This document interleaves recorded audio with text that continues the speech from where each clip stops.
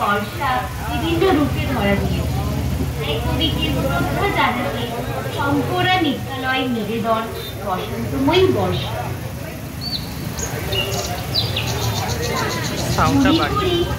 এই বসন্তের তাকে আমরা ঋতুরাজ বলি। বসন্তের আগমনে প্রকৃতি সেজে ওঠে ফুলের রঙে, বাতাস মেতে ওঠে পাখিদের কুহু টান, কানন ভরে ওঠে প্রজাপতির আগমনে।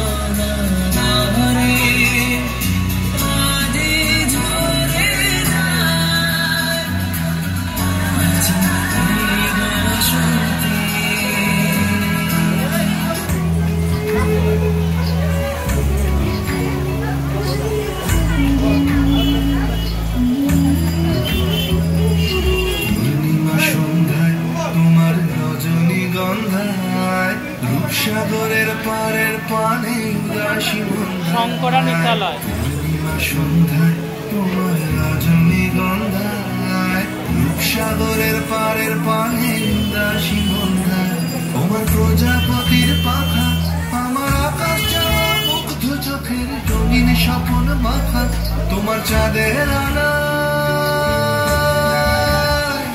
তোমার চাঁদের আনা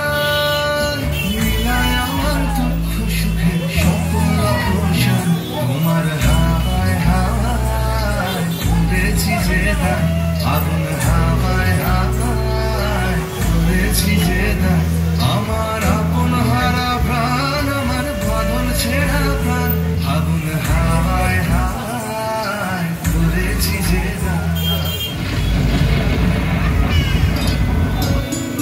ঋতুর রাগরাগিনীর মধ্যে বসন্তের পরে আসে বর্ষা।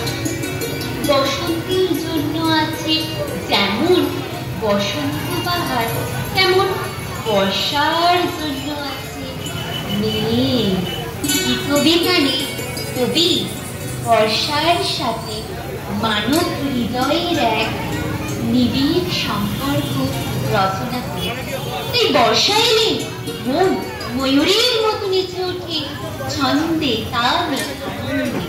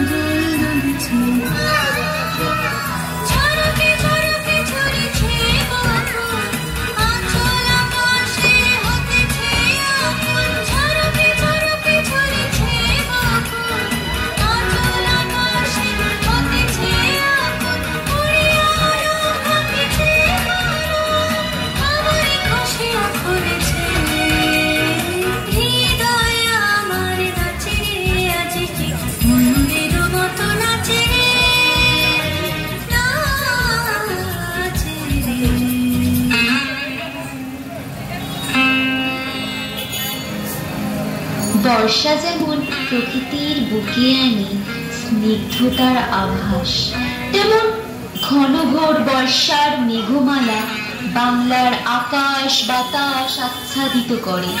ভৈরব রাগে বাজতে থাকে ঘন ঘন মেঘের গম্ভীর রব।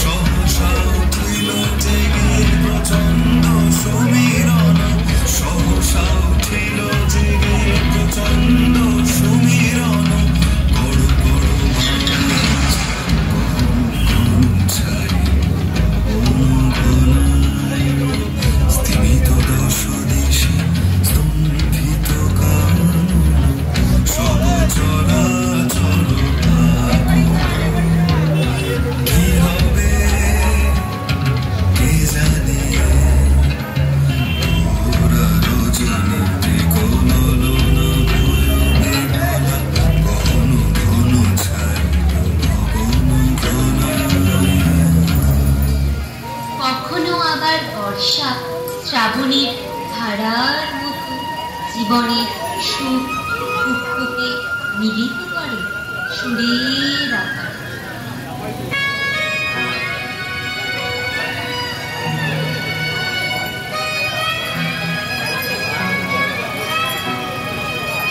পুরবে আলোর সাথে পরুক প্রাতে দুই নয়নে নিশীথের অন্ধকারে গভীর ধারে পরুক প্রাণে নিশিদিনে জীবনে সুখের পরে দুঃখের পরে শ্রাবণের ধারার মতো পরুক জোরে